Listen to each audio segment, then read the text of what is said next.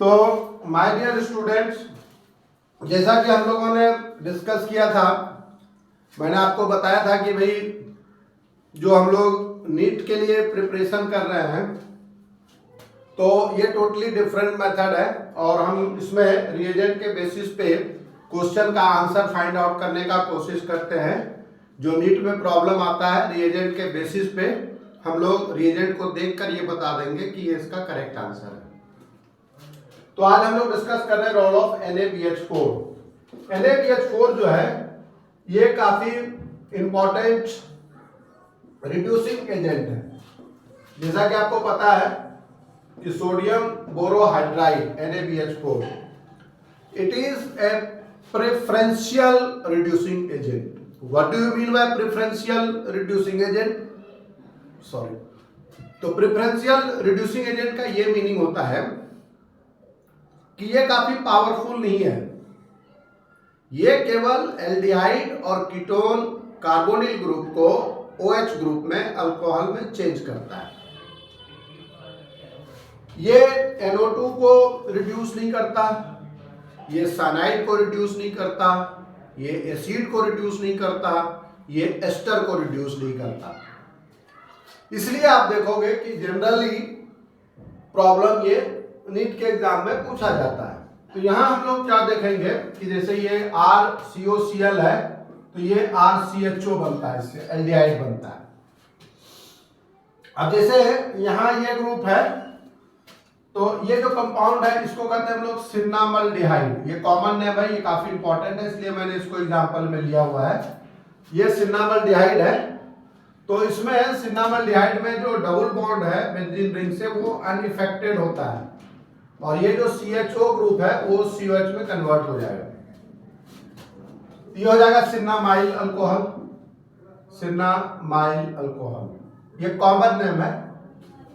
अच्छा, ये आपको पता है ये क्या है आपका? ये है ग्लूकोज, एल्डिहाइड ग्रुप है। तो सब में हम लोग क्या यूज कर रहे हैं? NaBH4। जो रिड्यूसिंग एजेंट हम लोग यूज कर रहे हैं वो NaBH4 है, हर एक जगह वही यूज कर रहे हैं। ये जो ग्लूकोज है ये चेंज हो जाएगा, ये CH2 एल्डिहाइड ग्रुप जो है वो CH2OH में चेंज हो जाएगा। ये CHOH 4 टाइम्स और ये CH2OH। तो इस तरीके से ये कंपाउंड जो है इसका कॉमन नेम होता है, ये कहलाता है सॉर्बिटॉल। कॉमन नेम है इसका सॉर्बिटॉल। अब जैसे नेक्स्ट जो हमने कंपाउंड लिया है इसमें कीटोन ग्रुप भी है और एस्टर ग्रुप भी है। तो इसमें कीटोन ग्रुप जो है वो अल्कोहल में चेंज होगा, CH3CHOH, ये CH2 और ये अनइफेक्टेड रहेगा C2H5 एज इट इज। इसीलिए तो एग्जाम में ये क्वेश्चन पूछा जाता है। अब जैसे देखो यहाँ ये जो ग्रुप है COH इट रिमेन्स अनइफेक्टेड, ये अल्कोहल में चेंज, ये एसिड नहीं होगा। क्या होगा? ये CH जो O है ये CO वो CHOH में चेंज होता है एंड इट रिमेन्स CH2CH2COH, ये एज इट इज रहेगा। इसीलिए मैं इसको सेलेक्ट किया हुआ हूं रिएजेंट पे, क्योंकि मेरा जो नीट का सीरीज आप लोगों के हर एक बच्चों के बीच पहुंचाने का जो मेरा डिसीजन इसलिए है कि आप जो है डायरेक्ट क्या क्वेश्चन पूछता है उसके बेसिस पे तैयारी करो, चैप्टर वाइज आपको नहीं पढ़ना है। मैंने रोल NaBH4 का डिसाइड इसलिए किया है कि भाई NaBH4 जो है ये प्रेफरेंशियल रिड्यूसिंग एजेंट है, इसीलिए आपको इसका रिएक्शन जो रिएक्टेंट है उसके प्रोडक्ट को जानना है। तो यहाँ दो CO ग्रुप है, कीटोन ग्रुप है, ये CH3CHOH CH2CHOH CH2CH3 में चेंज हो जाएगा। अब यहाँ देखो इसमें एक साइनाइड ग्रुप है कंपाउंड में और एक जो है OH ग्रुप है। तो साइनाइड ग्रुप है और COH है, इसमें कोई रिएक्शन नहीं होगा, नो रिएक्शन, क्योंकि ना तो ये साइनाइड को चेंज करता है ना एसिड को चेंज करता है। लेकिन अब जैसे मैं दूसरा एक प्रॉब्लम यही ले लूं, दूसरा प्रॉब्लम इसको मैं ऊपर रब करता हूं क्योंकि ये आप देख लोगे इसमें। अब दूसरा मैं क्वेश्चन जैसे यहां लेता हूं, इसमें ये क्या करते हैं, इसमें ये CN ग्रुप ले लेते हैं और ये CH2 CHO लेते हैं। तो CHO जब लेंगे तो ये जो लिथियम ये NaBH4 है, तो ये CHO को CN को अनइफेक्टेड रखेगा, CH2 और ये CH2OH में कन्वर्ट हो जाएगा, अल्कोहल में ये चेंज हो जाएगा। तो यही चीज आपको समझना है। उसके बाद जैसे यहाँ NO2 ग्रुप है और CHO है, तो यहाँ हम लोग NO2 ग्रुप रिमेन्स अनइफेक्टेड, ये NO2 एज इट इज रहेगा और ये CH2OH में चेंज हो जाएगा। उसके बाद जैसे यहाँ देखो आप, ये कीटोन ग्रुप है और ये एक एस्टर ग्रुप है, तो मैंने ऊपर भी लिया था केस, लेकिन यहाँ नंबर ऑफ कार्बन को चेंज करके ले रहे हैं, तो उससे कोई फर्क नहीं पड़ेगा, ये एस्टर ग्रुप रिमेन्स अनइफेक्टेड। तो ये होगा CH3 CH2 CHOH, then CH2 COO C2H5। तो ये आपको सीखना है, ये समझना है आपको। उसके बाद क्या होता है कि इस तरीके से हम लोग ये फाइंड आउट कर सकते हैं कि किसका क्या प्रोडक्ट फॉर्म होता है। अच्छा, दूसरा आपको याद होगा कि जब हम लोग बेंजीन डाइजोनियम सॉल्ट डिस्कस करते हैं, मतलब अमीन्स चैप्टर में, तो बेंजीन डाइजोनियम सॉल्ट का ये N2Cl का जब रिएक्शन करते हैं हम लोग HBF4 के साथ, तो बताओ माय डियर स्टूडेंट्स कि क्या प्रोडक्ट बनेगा। ये तो आपको याद होगा, इसमें ये N2BF4 फॉर्म होता है, और जब इसका रिएक्शन हम लोग NaBH4 के साथ करते हैं इन CH3OH, मैं इसके रोल को बताने के लिए ये रिएक्शन बता रहा हूं आपको। तो यहां से ये बेंजीन, ये N2, ये BF3 और ये HF जो है वो रिमूव होता है। ये रिएक्शन काफी इंपॉर्टेंट है, इसलिए मैं इसको इसमें कंसीडर कर रहा हूं। दूसरा चीज फिर क्या देखना है आपको कि और क्या क्या इसमें पॉसिबिलिटी हो सकता है पूरे ऑर्गेनिक केमिस्ट्री में, उस सारे एस्पेक्ट को मैं डिस्कस कर रहा हूं। अब जैसे हम लोगों ने ये डिस्कस किया कि भाई यदि ये C∧N है, तो C∧N पे यदि हम लोग NaBH4 का रिएक्शन करेंगे, इसमें कोई प्रोडक्ट फॉर्म नहीं होगा। क्यों? क्योंकि NaBH4 जो है ये पावरफुल रिड्यूसिंग एजेंट नहीं है, इसलिए ट्रिपल बॉन्ड को चेंज नहीं करेगा। कई बार इंटरमीडिएट फेज में C∧N का फॉर्मेशन होता है, और इसका रिएक्शन यदि हम लोग NaBH4 से करेंगे, यहां फिर हमारा ये डबल बॉन्ड सिंगल बॉन्ड में चेंज हो जाएगा और ये हाइड्रोजन ऐड हो जाता है। इस तरीके से जब हम लोग रिएक्शन को कंसीडर करते हैं, तो उसमें हम लोग ये देखते हैं कि अलग अलग प्रोडक्ट का जो है वो फॉर्मेशन इसमें होता है। अब जैसे हम लोगों ने ये डिस्कस किया कि भाई जैसे कोई ग्रुप लेते हैं हम लोग, तो कोई ग्रुप जैसे हम लोग सपोज इसमें एस्टर लेते हैं, CH3 COO C2H5, और इसका रिएक्शन जब NaBH4 से करते हो आप, तो नो प्रोडक्ट, इसमें प्रोडक्ट का फॉर्मेशन नहीं होता है। लेकिन आप देखना कई बार ये बुक में या बहुत सारे कंपटीशन में, डिफरेंट कंपटीशन में ये क्वेश्चन आया हुआ है कि यदि इसका रिएक्शन हम लोग NaBH4 के साथ ये AlCl3 के प्रेजेंस में करते हैं, या फिर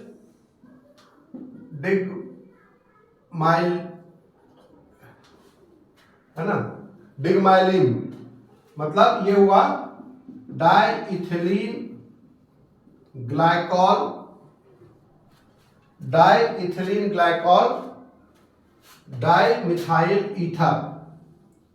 डाइमिथाइल ईथर, इसको शॉर्ट में हम लोग लिखते हैं, ये हो गया डाई स्टैंड फॉर डाई, और ये इथिलीन ग्लाइकॉल के लिए GLY लेते हैं, GLY ग्लाइन, और M stand for methyl ether.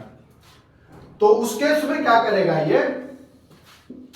ये बन जाएगा CH3 CH2OH प्लस C2H5OH। या जैसे हम इसको यहाँ, तो ये ग्रुप जो है सेम कंपाउंड बन गया। अब जैसे मान लो यहाँ हम इसको चेंज करके CH3 ले लें, तो ये फिर आपका CH3OH बन जाएगा। मतलब ये दो अल्कोहल में ये ब्रेक हो जाता है, लेकिन इसके लिए कंडीशन जो है वो जरूरी है। तो ये आपको जानना जरूरी है कि उसमें कंडीशन क्या अप्लाई करते हैं, कंडीशन उसमें क्या लेते हैं, उसके अकॉर्डिंगली प्रोडक्ट क्या बनता है। उसके बाद आपको ये भी पता होगा कि जैसे हम लोग method of preparation of alcohol में यूज करते हैं, अल्कोहल में जैसे ये हाइड्रेशन ऑफ एल्कीन होता है, हाइड्रेशन ऑफ एल्कीन, ये रिएक्शन कहलाता है हमारा mercuration, oxymercuration demercuration process, oxymercuration, oxymercuration demercuration process.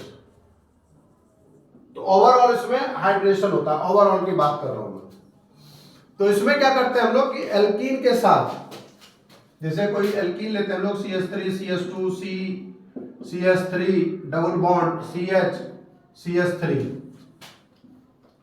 और इसका रिएक्शन करते हैं हम लोग मर्क्यूरिक एसीटेट में, AC कहा जाता है इसको, शॉर्ट में हम लोग ऐसे लेते हैं मर्क्यूरिक एसीटेट।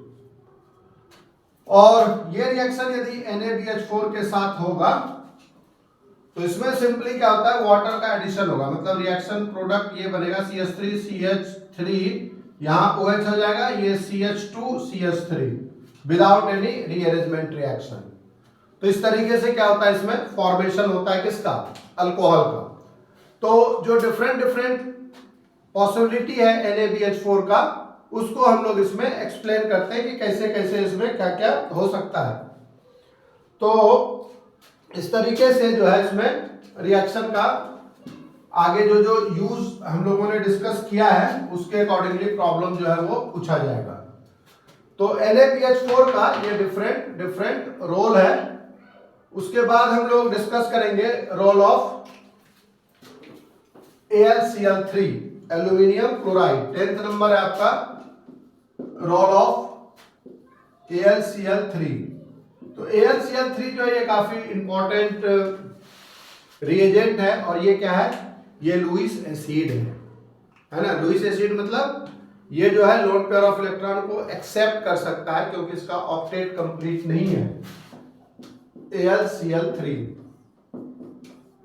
ये ऑक्टेट इसका इनकम्प्लीट है।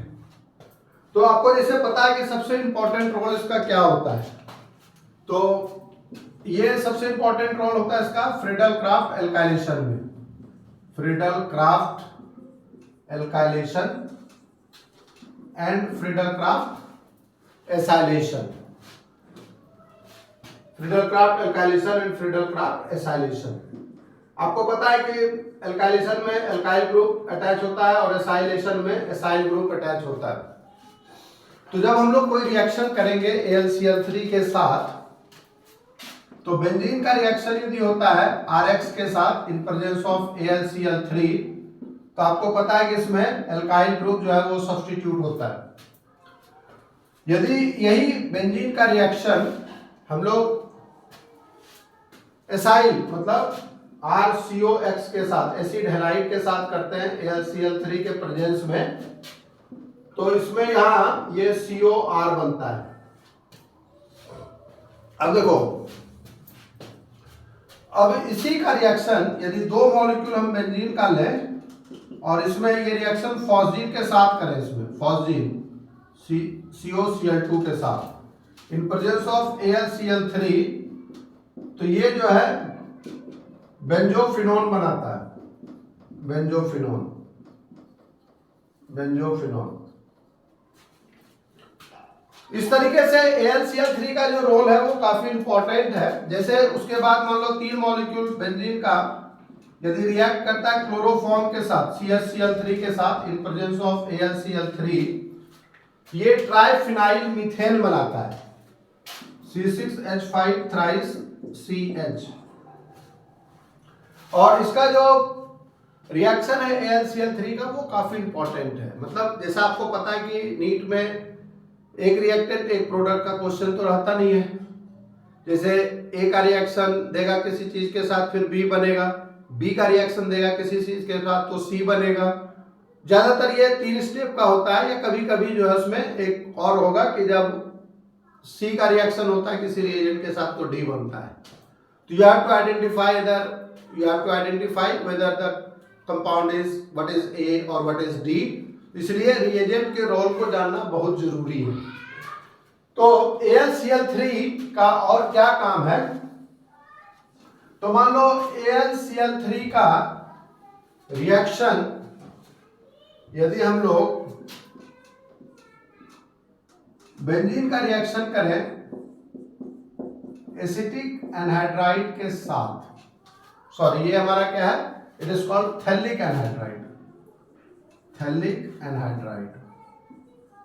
तो थैलिक एनहाइड्राइड के साथ रिएक्शन करेंगे AlCl3 के प्रेजेंस में, तो क्या बनेगा? यहां दिया हुआ रहेगा आपको कि it is in presence of AlCl3। तो क्या करेंगे हम इसको? तो यहां देखो ये जो C डबल बॉन्ड है, ये बॉन्ड यहां से ब्रेक होता है और ये हो जाता है C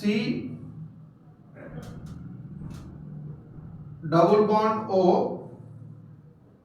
और ये हो जाता है COH और इससे ये रिंग जो है वो अटैच हो जाता है। ये थोड़ा ठीक से समझना आप इसको। ये कहलाता है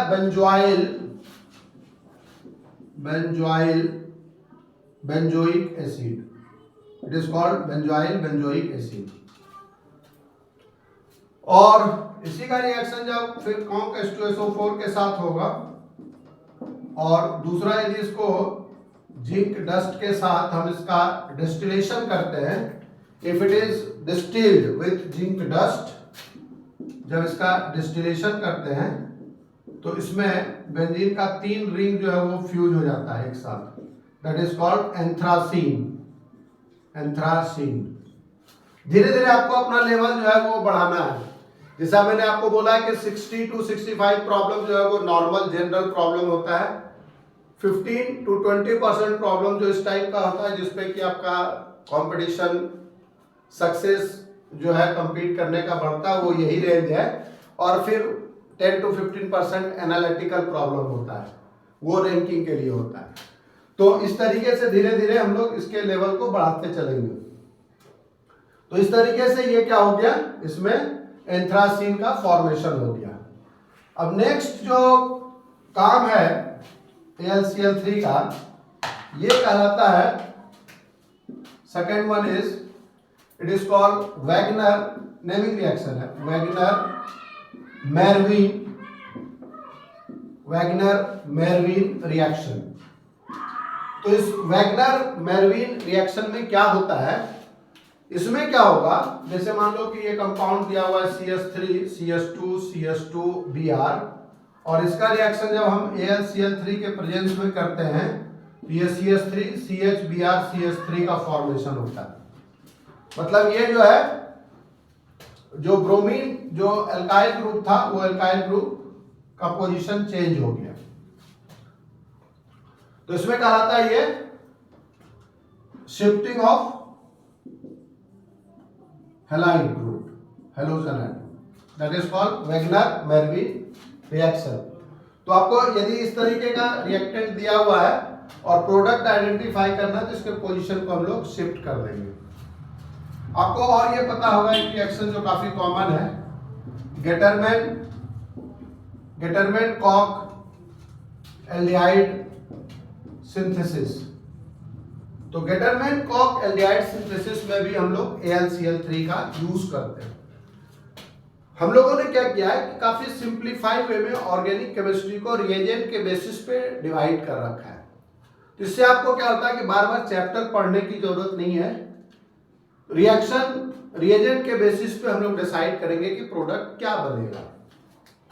तो इसमें आपको पता है कि बेंजीन का रिएक्शन करते हैं हम लोग किसके साथ। अब देखो नाम से इसको आपको कोरिलेट करना है, कई बार चीजें यदि याद नहीं है। ये नाम है केमिस्ट का KOCH, तो ये CO के प्रेजेंस में रिएक्शन होता है COHCl और ये रिएक्शन AlCl3 के प्रेजेंस में होता है इन प्रेजेंस ऑफ Cu2Cl2। तो AlCl3 के रोल को डिस्कस कर रहे हैं हम लोग, इसलिए गेटरमैन कॉक एल्डिहाइड सिंथेसिस को यहां हम डिस्कस करते हैं। तो बेंजीन से जो है आपको इसमें बेंजल्डिहाइड बन जाएगा। उसके बाद AlCl3 का जो काम होता है वो फॉर्माइलेशन प्रोसेस में भी होता है। Formylation process means addition of CHO group. तो यदि बेंजीन का रिएक्शन Cl2CHO CH3 के साथ हो, तो यदि ये CH3CO CH3 होता तो डाइमिथाइल कीटोन था ये, लेकिन अब यहां 2 क्लोरीन आ गया तो ये हो जाएगा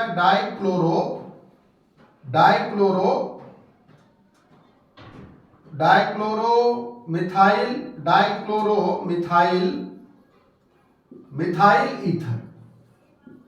जैसे मिथाइल ईथर क्यों कह रहे हैं हम लोग, जैसे यदि ईथर के दोनों साइड जो एल्काइल ग्रुप होता है कॉमन नेम में यूज करते हैं हम लोग, डाइमिथाइल ईथर कहते हैं उसको। तो यहाँ हम लोग इसको 2 हाइड्रोजन को क्लोरीन से सब्स्टिट्यूट किए हैं, इसलिए ये हुआ डाइक्लोरोमिथाइल, और ये ईथर के एक साइड मिथाइल ग्रुप है इसलिए मिथाइल ईथर है। और इसका रिएक्शन जब AlCl3 के साथ करेंगे हम लोग, तो AlCl3 के साथ जब करेंगे तो ये CHO ग्रुप जो है, ये फॉर्माइल ग्रुप जो है वो अटैच हो जाता है इससे, एंड इट फॉर्म्स बेंजल्डिहाइड, और फिर जो है बाय प्रोडक्ट इससे रिमूव हो जाएगा। तो इस तरीके से हम लोग क्या देखते हैं कि ये फॉर्मलाइजेशन प्रोसेस में भी ये यूज होता है। Fourth one is formalisation process. तो AlCl3 जो है वो काफी इंपॉर्टेंट रिएजेंट है, और जैसा कि इसमें आइसोमराइजेशन भी ये शो करता है। तो फिफ्थ कैटेगरी मतलब फिफ्थ टाइप ऑफ रिएक्शन देखते हैं इसका, इसको कहते हैं आइसोमराइजेशन। आइसोमराइजेशन में क्या पता आपको कि आइसोमराइजेशन किसको कहते हैं? यदि कोई लेस ब्रांच कंटेनिंग एल्केन है और उसमें ब्रांचिंग ज्यादा हो गया, so that is called isomerization process, means when one compound is converted into its isomeric form। तो मान लो आपको स्ट्रेट कार्बन, ये 1 2 3 4 5 कार्बन दिया हुआ है, इसका रिएक्शन AlCl3 के साथ हुआ, इसको हीट करते हैं हम लोग, ये आइसोमराइज हो गया, मतलब ये नियोपेंटेन बन गया। ये जो प्रोडक्ट बन रहा है, ये जो नॉर्मल पेंटेन नियोपेंटेन में चेंज हो रहा है, दैट इज कॉल्ड आइसोमराइजेशन। तो इस तरीके से हम लोग क्या देख रहे हैं कि AlCl3 जो है वो डिफरेंट तरीके से बिहेव करता है, और अलग अलग प्रोडक्ट का इसमें फॉर्मेशन होता है। उसके बाद हम लोग के जो हम लोग का शेड्यूल है उसके अकॉर्डिंगली, जैसा कि हमने फर्स्ट लेक्चर में आपको स्ट्रेटजी बताया था कि नेक्स्ट जो हमारा रिएजेंट है वो हमारा है रोल ऑफ अमोनिया। अमोनिया का रोल भी काफी इंपॉर्टेंट है, बहुत इंपॉर्टेंट है रोल ऑफ अमोनिया। बीच में ABCD टाइप में जनरली एक जो है वो NH3 कहीं ना कहीं ऐड कर देगा, तो इसको आप ठीक से समझो कि रोल ऑफ अमोनिया का क्या काम है।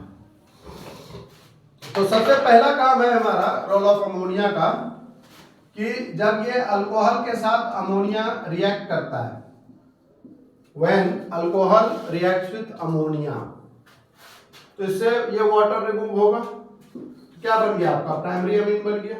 नहीं, ये क्या प्राइमरी अमीन बना? There is removal of water molecule, so we will get primary amine. अब प्रॉब्लम में यदि आपको दिया हुआ है excess of alcohol, if excess of alcohol is given, तब क्या करोगे आप? तो एक्सेस ऑफ अल्कोहल है तो अभी अल्कोहल और प्रेजेंट है रिएक्शन मिक्सचर में, ये प्रोडक्ट बनाएगा आपका R2NH, ये सेकेंडरी अमीन बना, और अल्कोहल अभी और है तो वी विल गेट टर्शियरी अमीन। जब अल्कोहल का रिएक्शन अमोनिया से होता है, जैसे मान लो ये C2H5OH प्लस अमोनिया दिया हुआ है, और प्रॉब्लम में यदि इक्विमोलर दिया हुआ है, for example if it is given equimolar, तो जब इक्विमोलर प्रॉब्लम दिया हुआ है तब आपको ये प्रोडक्ट लिखना है C2H5NH2। लेकिन जब प्रॉब्लम जो है वो इक्विमोलर नहीं दिया हुआ है, मान लो ये दिया हुआ आपको excess of alcohol, excess of alcohol is used means कि जब एक्सेस अल्कोहल यूज करते हैं हम लोग, तो उसके बाद फिर इसमें C2H5OH जो है वो रिएक्ट करेगा। तो C2H5 एक्सेस है तो ये क्या करेगा, आपको सेकेंडरी अमीन बनाएगा, और ये एक्सेस में है तो all the replaceable hydrogen is removed by alkyl group, so you will get tertiary amine. So whenever alcohol reacts with ammonia, we get a mixture of primary, secondary and tertiary amine. ये तो simple reaction है, ये आपने पढ़ा भी है 12th class में भी। नेक्स्ट हम लोग देखते हैं जब ये अल्काइल हैलाइड के साथ रिएक्ट करता है। When alkyl halide reacts with ammonia, it forms a mixture of product। जैसे हम लोग ले लेते हैं ये alkyl halide reacts with ammonia, तो इसमें भी वही चीज है, यदि हम एक्सेस यूज करेंगे alkyl halide का तो फर्स्ट केस में तो प्राइमरी अमीन बन गया RNH2। इसका रिएक्शन जब आप alkyl halide से करोगे तो सेकेंडरी अमीन बनेगा, और फिर ये alkyl halide है, ये टर्शियरी अमीन बना। लेकिन जब इसका रिएक्शन फिर हम लोग एल्काइल हैलाइड से करते हैं तो ये R4N प्लस और X माइनस बनता है, ये टेट्रा अमोनियम सॉल्ट बनता है। तो इस तरीके से ये दो रिएक्शन जो है वो फ्रीक्वेंटली 12th क्लास में यूज होता है। उसके बाद नेक्स्ट हम लोग देखते हैं कि और क्या काम है अमोनिया का। तो अमोनिया का जो ज्यादातर प्रॉब्लम में यूज आता है, नीट के प्रॉब्लम में, वो होता है carboxylic acid. So when carboxylic acid reacts with ammonia, तो इसका रिएक्शन जब हम अमोनिया के साथ करेंगे NH3 के साथ, तो देखो ये क्या है, ये आपका एसिड है और ये क्या है, ये बेस है। तो एसिड और बेस जब रिएक्ट करेगा तो ये सॉल्ट बनेगा। कई बार प्रॉब्लम में ऐसे दिया रहता है, an organic compound A when reacts with ammonia forms product B, and when B is heated it gives product C, and when C reacts with Br2 and NaOH, तो फिर हम आगे जाएंगे वो हॉफमैन ब्रोमाइड डिग्रेडेशन रिडक्शन जो होता है। यहाँ मैं इसको इसलिए डिस्कस कर रहा हूँ कि यदि ऐसा दिया हुआ है तो हम लोग इसको हीट करके बनाएंगे, और यदि सिंपली यहाँ हीट एक ही साथ दिया हुआ है रिएक्शन में तो डायरेक्ट हम इसमें अमाइड बनाएंगे। सो व्हेन ये सिंपल रिएक्शन है acid base, it form salt, और जब सॉल्ट को हीट करते हैं तो इससे अमाइड बनता है, और यदि एक ही साथ हीट कर रहे हैं तो अमाइड बन जाएगा। उसके बाद और क्या क्या हो सकता है अदर देन कार्बोक्सिलिक एसिड। तो कार्बोक्सिलिक एसिड के अलावे यदि हम इसका रिएक्शन एसिड हैलाइड से करते हैं, if it reacts with acid halide, तो क्या प्रोडक्ट बनेगा अमोनिया का? नंबर 1, व्हेन एसिड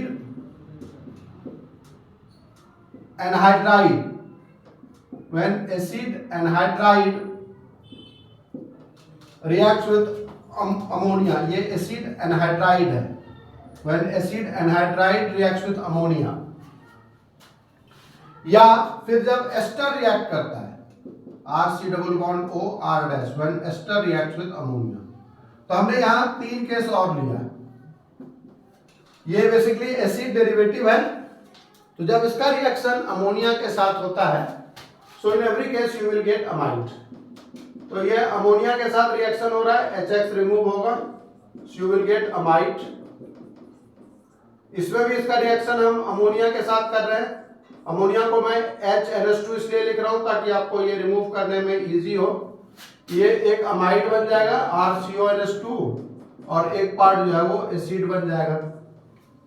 और उसी तरह से जब एस्टर का रिएक्शन करेंगे तो हमेशा आपको ये ध्यान में रखना कि जो पेरेंट पार्ट है एस्टर का वो अमाइड में कन्वर्ट होता है। इसका रिएक्शन जब अमोनिया से करेंगे HNH2 ऐसा लिखते हैं हम लोग, यहाँ से अल्कोहल रिमूव हुआ और यहाँ क्या होगा आपका अमाइड फॉर्म हो जाएगा RCONH2 प्लस R-OH। जैसे इसका एक एग्जांपल लेता हूं मैं। Suppose if you take C2H5COO CH3 and if it reacts with ammonia, ये पेरेंट पार्ट है एसिड का, जो सिंगल बॉन्डेड ऑक्सीजन से एल्काइल ग्रुप अटैच है, वो यहां से CH3OH, जैसे यहां अमोनिया को मैं ब्रेक कर देता हूं HNH2 में, तो ये यहां से प्रोडक्ट बनाएगा आपका C2H5CONH2 और प्लस CH3OH। तो हमेशा हम लोग को ये ध्यान में रखना है कि जो पेरेंट पार्ट है एसिड का, जैसे ये C2H5COO CH3 है प्लस अमोनिया, अमोनिया को मैंने ब्रेक कर दिया HNH2 में ताकि आप इससे ये अमाइड निकाल सको C2H5CONH2, क्योंकि ये पेरेंट पार्ट है एसिड का। Parent part of acid means ये जो कार्बन अटैच है C डबल बॉन्ड O से, तो ये पेरेंट पार्ट है, this one is the parent part जो C डबल बॉन्ड O है, तो इससे अमाइड का फॉर्मेशन होता है। उसके बाद हम लोग इसमें अमोनिया का जो रोल डिस्कस करेंगे वो करेंगे कार्बोनिल ग्रुप कंटेनिंग कंपाउंड से। देखो अमोनिया का कितना रोल है, कितने जगह ये यूज होता है। तो ऐसे हम लोग क्या करते हैं, चैप्टर वाइज पढ़ते हैं, तो पहला चैप्टर पढ़े, दूसरा पढ़े, तीसरा पढ़े, तो इस तरह से काफी टाइम में सिलेबस कंप्लीट होता है। तो हम लोग को क्या करना है कि मोस्ट इफेक्टिव वे में जो है वो नीट का प्रिपरेशन करना है और डायरेक्ट प्रॉब्लम सॉल्व करना है, तो इसलिए मैं ये मेथड अडॉप्ट किया हूं। अब इसमें लिखोगे आप कि when C double bond O, C double bond O क्या है, carbonyl group containing compound, carbonyl, when carbonyl group containing compound, when carbonyl group containing compound aldehyde और कीटोन, एल्डिहाइड और ketone reacts with ammonia, generally it forms, मैं word use कर रहा हूं generally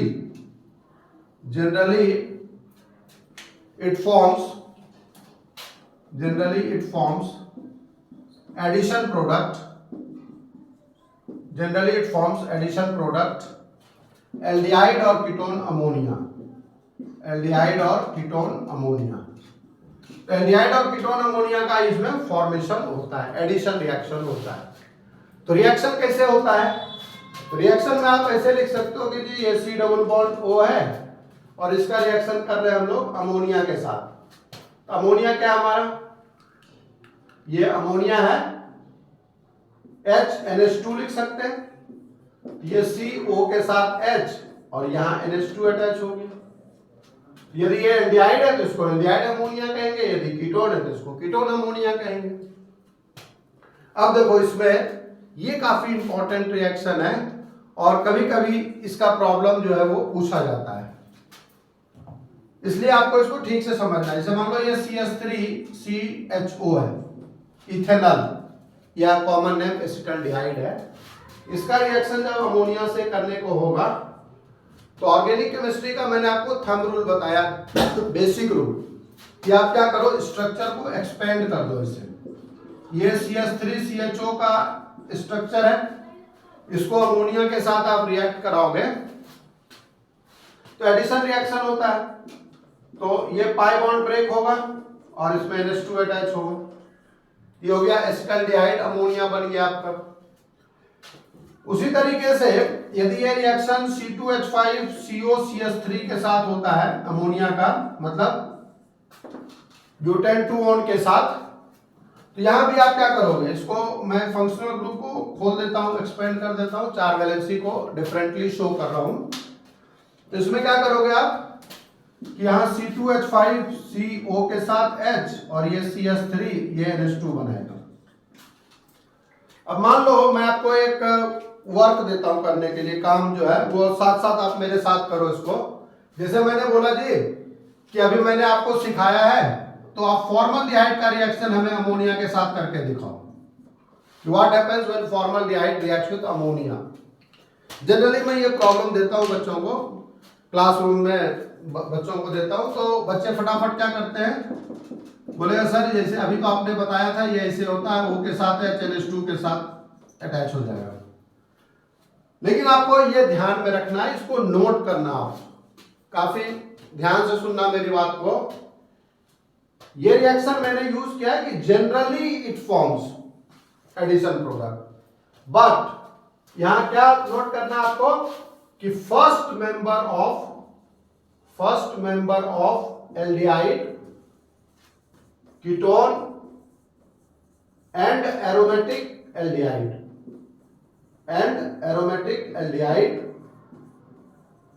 So first member of aldehyde means formaldehyde, first member of ketone means acetone, and first member of aromatic aldehyde gives different product other than aldehyde ammonia और ketone ammonia. अब इसमें ये different product क्या है, कैसे है, वो समझना है। तो जब फॉर्मल्डिहाइड का रिएक्शन अमोनिया के साथ होता है तो आप लिखोगे इसको कि when formaldehyde reacts with ammonia 6 molecule और 4 मॉलिक्यूल, ये प्रोडक्ट बनाता है CH2 6 टाइम N4। इसको कहते हैं हम लोग यूरोट्रोपिन। यूरोट्रोपिन जो है ये यूरिनरी एंटीसेप्टिक के रूप में यूज होता है, इसलिए कभी कभी ऑब्जेक्टिव टाइप में ये भी पूछ देता है। और या इसी का नाम होता है हेक्सामिथिलीन टेट्राअमीन। अब इसमें क्वेश्चन कैसे पूछता है कंपटीशन में? कंपटीशन में दिया रहेगा how many CH2 group is attached with how many CH2 मतलब मिथिलीन ग्रुप, इसको हम लोग CH2 को कहते हैं methylene groups are attached, how many methylene groups are attached with each nitrogen in urotropine. Formula भी दे देगा CH2 6 टाइम N4 और चॉइस दिया रहेगा। चॉइस क्या होगा आपका? सबसे पहला चॉइस देता है 1.5, दूसरा चॉइस देता है C, B मतलब 3, तीसरा देगा आपको 4 और चौथा दे देगा 2। अब आपको यदि इसका स्ट्रक्चर पता है तभी आप लिख सकते हो इसको कि इसका कितना। तो इसका स्ट्रक्चर लिखने का एक सिंपल तरीका है, एक ट्रायंगल आप ड्रॉ करो और ट्रायंगल पे नाइट्रोजन लिख लो। ट्रायंगल का 3 साइड होता है, तीनों साइड को CH2 से अटैच कर देंगे, 3 साइड नाइट्रोजन को अटैच कर दिए। जैसे ये जो साइड है इसको तीनों को CH2 से अटैच किए और बीच में एक नाइट्रोजन लिखो ऑर्थो सेंटर टाइप का, यहाँ एक नाइट्रोजन और ऐसे ये 3 साइड मिला देंगे। तो ये जो अंदर का साइड है उसको तीनों नाइट्रोजन को एक CH2 से आप अटैच कर दो। यदि आपको लिखने में दिक्कत हो रही है तो आप इसको जूम कर सकते हो या मैं बड़ा भी लिख देता हूं इसको स्ट्रक्चर को। तो इसमें क्या करते हैं हम लोग कि स्ट्रक्चर जानना जरूरी है, तभी हम लोग इसके आंसर को लिख सकते हैं। ये 3 साइड है, ये CH2 से अटैच हुआ और बीच में एक नाइट्रोजन है, तो इस 2 नाइट्रोजन को एक CH2 से अटैच करेंगे। तो यहाँ आप क्या देख रहे हैं कि हर एक नाइट्रोजन जो है वो 3 CH2 से अटैच है, इसलिए इसका आंसर हो जाएगा 3। ये बहुत पहले ये क्वेश्चन आया हुआ था IIT में, बहुत पहले 95-96 में, और ये डिफरेंटली 2-4 साल के बाद कभी कभी डिफरेंट जो एग्जाम होता है वो रिपीट भी कर देता है, इसलिए मैंने सोचा कि आपको बता दें इसको। तो ये काफी इंपॉर्टेंट है, अलग अलग फॉर्म में ये क्वेश्चन पूछा जाता है। दूसरा, जब एसीटोन का रिएक्शन होगा, when acetone reacts with ammonia, तो ये 2 मॉलिक्यूल एसीटोन का, 1 मॉलिक्यूल अमोनिया से रिएक्ट होता है, ये डाइएसिटोअमीन बनता है, डाइएसिटोअमीन। अब जैसे सपोज आपको इसका स्ट्रक्चर लिखना है कि what is the structure of diacetoamine, तो ये आप एसीटोन लिख लो, CH3 C double bond O CH3 plus ammonia. हम लोग लिखते हैं कैसे? अमोनिया को ऐसे लिख देते हैं HNH2। ऐसा मैं इसलिए लिख रहा हूं कि इसमें तीनों मॉलिक्यूल जब रिएक्ट कर रहा है तो तीनों का तो इसमें यूज होगा ना। तो एसीटोन का एक ऑक्सीजन जाता है, अमोनिया का एक हाइड्रोजन जाता है और दूसरा मॉलिक्यूल जो एसीटोन का है उससे एक हाइड्रोजन जाता है। तो वाटर जब रिमूव होगा तो आप इसके स्ट्रक्चर को ऐसे लिख सकते हो, CH3 C डबल बॉन्ड, यहां आ गया क्या हमारा, ये इससे CH3C और ये बॉन्ड यहां से अटैच हो जाएगा ऐसे, यहां से एक वैलेंसी अटैच हो गया इससे CH2 C double bond O CH3 से, और इसकी जो एक वैलेंसी है वो अटैच हो जाएगा NH2 से। तो इसको हम लोग कहते हैं डाइएसिटोअमीन। जैसा कि मैंने आपको बताया था कि first member of aliphatic aldehyde, aliphatic ketone and aromatic aldehyde. तो जब हम लोग बेंजल्डिहाइड का रिएक्शन करेंगे तो benzaldehyde with ammonia it forms hydroazobenzene. Hydra, इससे बनता है हाइड्रा एजोबेंजीन। अब इसका हम लोग को स्ट्रक्चर लिखना है। जैसे सपोज आपको प्रॉब्लम ये दिया हुआ है कि ये बेंजल्डिहाइड है, benzaldehyde plus ammonia, so which of the following product is obtained. देखो इसको लिखने का एक तरीका है, टेक्निक है, ताकि आपको स्ट्रक्चर बड़े आराम से याद होगा। इसमें 3 मॉलिक्यूल बेंजल्डिहाइड का और 2 मॉलिक्यूल अमोनिया का यूज होता है। तो इसमें हम लोग क्या करते हैं, 2 मॉलिक्यूल बेंजल्डिहाइड का ऐसे लेते हैं और अमोनिया को लिखते हैं हम लोग ऐसे H2NH। अमोनिया को 2 मॉलिक्यूल ऑफ अमोनिया को ऐसे यूज करते हैं। और फिर जो है ये C डबल बॉन्ड H और यहां से ये रिमूव होता है। आपको क्या करना है, एक वाटर यहां से हटाना है, दूसरा वाटर यहां से हटाना है और तीसरा वाटर ऐसे हटाना है। ठीक से देखो, समझो आप इसको कैसे हम, केवल इसमें ऑर्गेनिक केमिस्ट्री में सारा खेला किस चीज का है कि बॉन्ड को कैसे हम अपने अकॉर्डिंगली इसको एडजस्ट करके और अटैच करते हैं बॉन्ड को। जैसे हमने क्या किया, वाटर को रिमूव किया, तो भाई जब हमने वाटर को रिमूव किया तो ये C डबल बॉन्ड N तो रह गया, यहाँ आ गया N, और यहाँ भी नीचे भी बेंजीन है, तो यहाँ हो गया C डबल बॉन्ड N। और ये जो N है, अब ये यहाँ से इससे अटैच है कंपाउंड, ऐसे तो खुला हुआ छूट जाएगा, तो एक दूसरे के साथ जब इंटरेक्शन ही नहीं होगा तो कंपाउंड कैसे बनेगा। तो यहाँ नाइट्रोजन जो है इस कार्बन से अटैच है।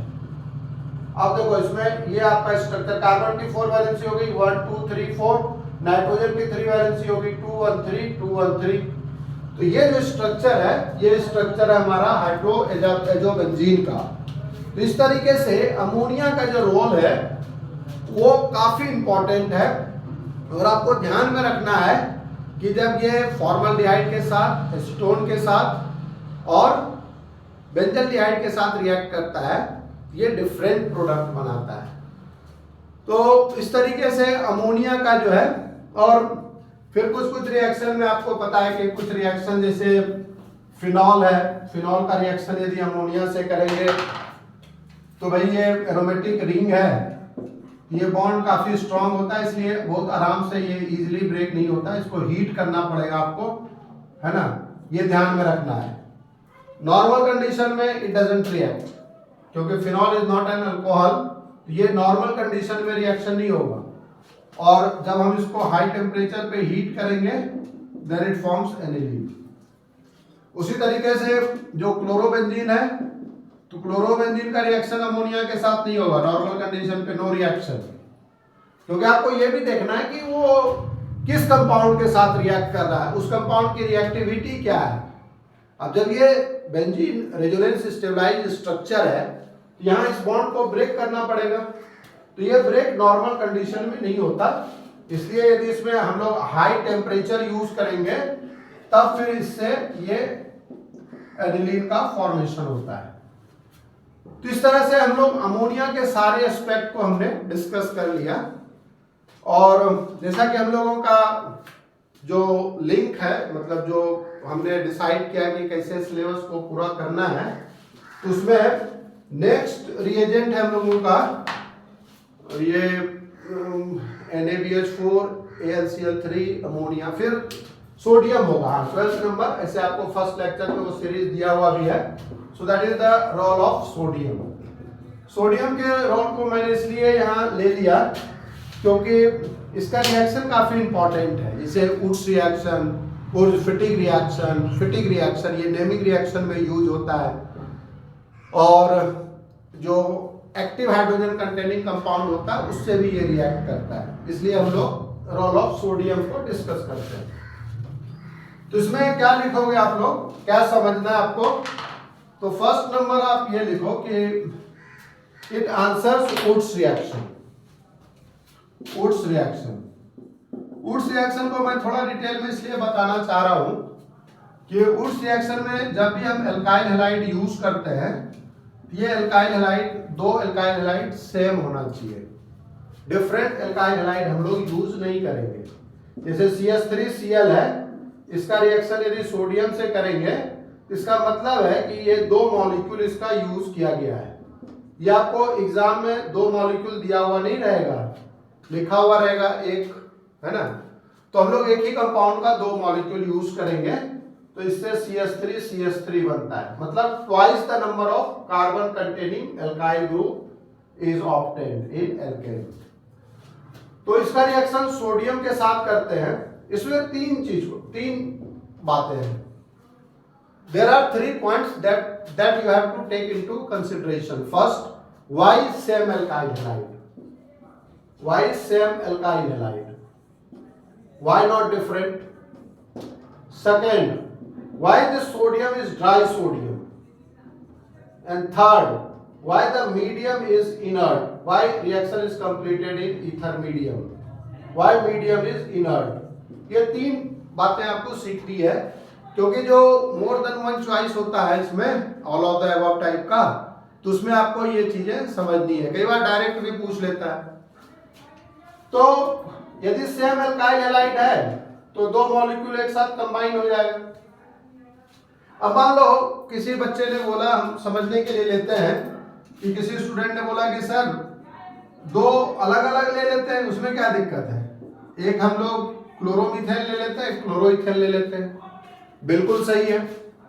तो दोनों आपने ले लिया, तो इससे ये C3H8 तो बन गया, लेकिन ये रिएक्शन क्या हो रहा है? एक कंटेनर में हो रहा है, तो इसमें एक ही मॉलिक्यूल नहीं, इसका लाखों मॉलिक्यूल प्रेजेंट है, CH3Cl का और C2H5Cl का भी।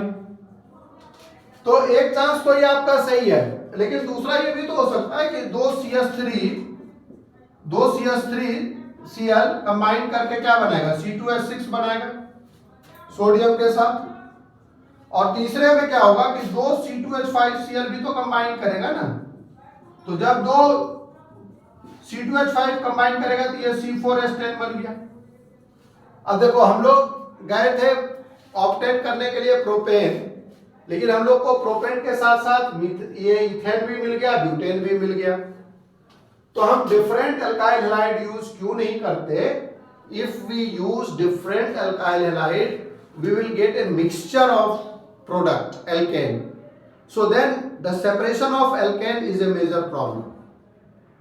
तो हम लोग इसीलिए इस मेथड को केवल यूज करते हैं even number of carbon containing या जो सिमेट्रिकल एल्केन है उसको ऑब्टेन करने के लिए उर्ज प्रोसेस यूज होता है, उर्ज प्रोसेस। ड्राई सोडियम इसलिए लेते हैं कि सोडियम यदि एक्वस मीडियम है तो सोडियम पहले ही वाटर से रिएक्ट कर जाएगा, और आपको पता है कि सोडियम जो है ये हाईली रिएक्टिव मेटल है। सोडियम को यदि हम केरोसिन ऑयल में रखते हैं और उसको यदि चिमटे से निकाल के ऐसे फेंक दें तो इट कैचेस फायर, ये जलने लगता है।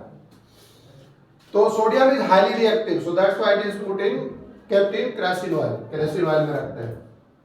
और ईथर मीडियम इसलिए लेते हैं ताकि ये एयर के कांटेक्ट में ना आए। एयर के कांटेक्ट में आएगा फिर भी सोडियम क्या होगा? रिएक्ट कर जाएगा। ये है उर्ज रिएक्शन। उसके बाद दूसरा रिएक्शन होता है, ये कहलाता है Wurtz Fittig reaction. Second one is called Wurtz Fittig reaction. तो इसको समझाने के लिए मैं इसे बताता हूं कि ये फिट कर जा रहा है, मतलब जो एक एल्काइल हैलाइड यूज करते हैं ये एराइल होता है, एरोमेटिक हैलाइड होता है, और एक जो एल्काइल हैलाइड यूज करते हैं वो एल्काइल हैलाइड होता है। So one is alkyl and one is aryl. यहां से ये रिमूव हो जाएगा, तो इससे आपका क्या बन जाएगा? एल्काइल बेंजीन बन जाएगा। ये रिएक्शन सोडियम के साथ हो रहा है, इसको कहते हैं हम लोग उर्ज फिटिक रिएक्शन। जैसे मान लो सपोज ये Cl है, इसका रिएक्शन सोडियम के साथ करते हैं C2H5Cl के साथ सोडियम के प्रेजेंस में, तो क्या होगा? इसमें जो है C2H5 ग्रुप जो है वो अटैच हो जाएगा, C2H5 ये रिमूव हो गया यहां से। और तीसरा होता है इसमें that is called फिटिक reaction, FITTIG, फिटिक reaction. तो फिटिक रिएक्शन में क्या होता है कि जैसे ये क्लोरोबेंजीन है या कोई भी एरोमेटिक हैलाइड है, तो इसका रिएक्शन जब हम लोग सोडियम के साथ करेंगे तो आपको पता है कि हमेशा ये 2 मॉलिक्यूल ही यूज करना है। तो ये क्या होगा? यहां से रिमूव हो जाएगा and you will gate biphenyl और डाइफिनाइल। इससे बाइफिनाइल का या डाइफिनाइल का फॉर्मेशन होता है। तो ये सोडियम का नेमिंग रिएक्शन में यूज है। Wurtz reaction, Wurtz Fittig reaction and Fittig reaction. तो इस तरीके से जब कभी भी प्रॉब्लम होता है, compound A reacts with alcoholic QH gives B, B reacts with HBr gives C, when B and C are isomer, and when A reacts with sodium it gives C8H18, which is different from normal butyl bromide. कहने का मतलब यह है कि product के basis पे आप decide कर सकते हो कि एल्काइल हैलाइड क्या होगा, क्योंकि जब दो एल्काइल हैलाइड मिलता है तो एल्केन बनता है और ये एल्केन हमेशा सिमेट्रिकल होता है। और यदि हमें पता है कि प्रोडक्ट क्या है तो उसको दो पार्ट में यदि हम डिवाइड कर देंगे तो हमें पता चल जाएगा कि उसका एल्काइल हैलाइड क्या होगा, इसलिए ये काफी इंपॉर्टेंट है। उसके बाद नेक्स्ट है रोल ऑफ सोडियम का। ये लिख लो आप कि when sodium reacts with active hydrogen containing compound, when sodium reacts with active hydrogen containing compound, it evolves hydrogen gas. It evolves hydrogen gas.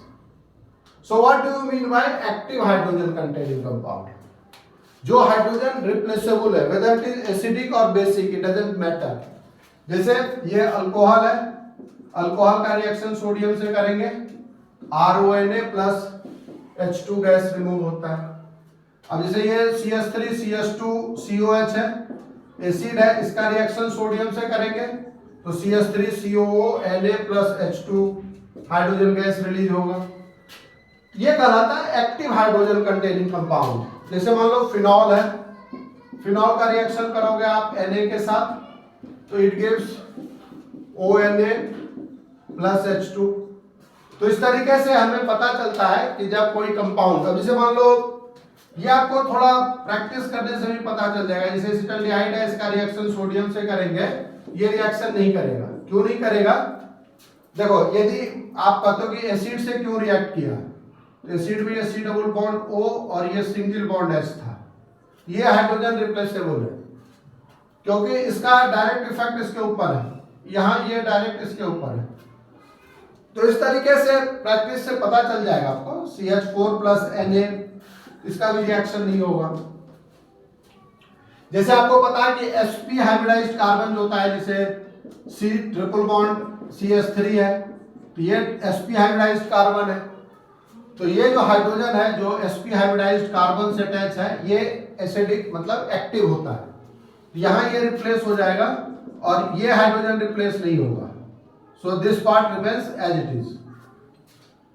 तो जब भी कोई एक्टिव हाइड्रोजन कंटेनिंग कंपाउंड होता है और उसका रिएक्शन जब हम बेस मेटल के साथ करते हैं, जैसे सोडियम या पोटासियम से, तो ये मैंने काफी डिटेल में यहाँ तो बता ही दिया है, और जब हम ग्रिग्नार्ड रिएजेंट डिस्कस कर रहे थे तो वहां भी मैंने काफी डिटेल में बताया आपको।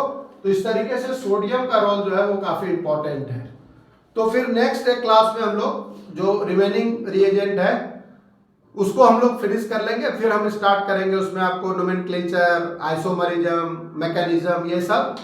ये जो है हमारा ये जो सेक्शन है, इसमें जो 5-6 लेक्चर है, ये टिप्स एंड ट्रिक्स है। उसके बाद मैं नीट के लिए ये लिखूंगा कि भाई ये नोमेनक्लेचर है, ये आइसोमरिज्म है। लेक्चर बढ़ते जाएगा क्योंकि मैं डिफरेंट सीरीज बना रहा हूँ, नीट के लिए अलग, IT के लिए अलग, CUET के लिए अलग, और सबका चैनल एक ही है, study with MK Singh sir. तो जब आपको नोटिफिकेशन मिल जाता है, जैसे आपके लिए नीट जरूरी है तो उसमें नीट जो है वो ऊपर लिखा हुआ रहेगा थंबनेल में, तो आप बड़े आराम से प्रिपरेशन करो। मैं काफ़ी मेहनत करके ये सीरीज बना रहा हूँ और मेरा गोल है कि हर एक स्टूडेंट के बीच हमें पहुँचना है, मुझे जाना है, ताकि हर एक स्टूडेंट बेनिफिटेड हो सके। तो आप जो है मेरा channel study with MK Singh sir subscribe करना, अपने फ्रेंड को शेयर करना और कमेंट जरूर देना आप, और लाइक भी करना आप। So see you in the next lecture. See you then. Bye.